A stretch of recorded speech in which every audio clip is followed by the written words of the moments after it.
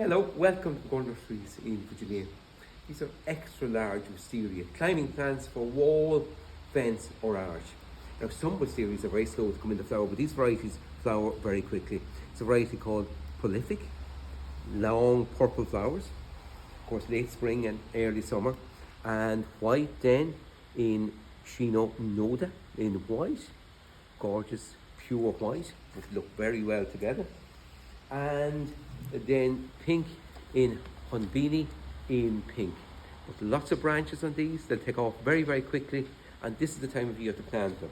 So decent sized planting when you're planting, you need to dig a hole twice the depth of that.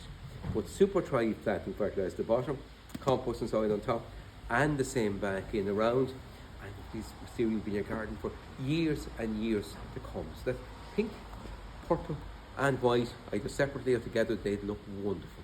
Bye for now. Enjoy your garden. Great stuff.